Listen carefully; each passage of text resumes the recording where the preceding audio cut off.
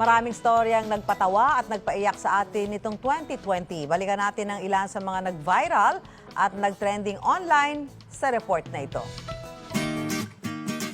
Samot-saring kaganapan ang nilike, pinusuan at na-share ng mga netizen online ngayong 2020. Ano-ano nga ba ang storyang bumida sa social media ngayong taon? Halika't balikan natin ang ilan sa mga viral moments na ito. Too good at singing. Kaya naman viral moment of 2020 ang nakakabilib sa talento ng pagkanta ng Pinoy Pride na si Carl Malone Montesido na minsan ang bumisita sa unang hirit. Siya lang naman ang naging trending student mga awit ng Bacolod na kaboses ng international singer na si Sam Smith with his rendition ng 2017 hit song na Too Good at Goodbyes. Visually impaired man ang binata, hindi ito naging hadlang sa kanyang talento sa pagkanta. Ang kanyang viral video tumabo ng 4.2 million views sa Twitter, 10 million views sa Facebook, at 1 million likes online. Bukod dito, napawaw ang original singer ng nasabing kantara si Sam Smith. Kaya naman, napakomment ang Hollywood singer ng Out of This World sa Twitter dahil sa kanyang pagkabilib kay Carl. More power sa iyo, Carl!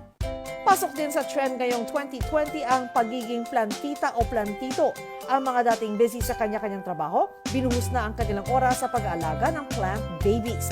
Patunay riyan ang ilan sa celebrities na proud plant parents din na sina Jinky Pacquiao, Aubrey Miles, Bianca Umali, Rocco Nacino at Gabby Garcia. Siyempre, pati ang inyong unang hirit barkada, mga certified UAH plantitas.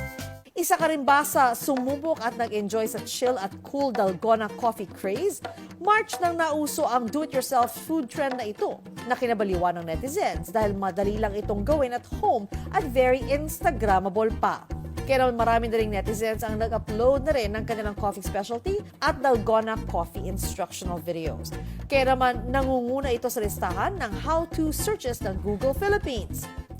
Marami man tayong pinagdaanan ngayong 2020, masasabi pa rin may maganda pa rin tayong matututunan at alaala sa nasabing taon. Baunin nawa natin ito sa 2021 at magsilbing aral para sa lahat.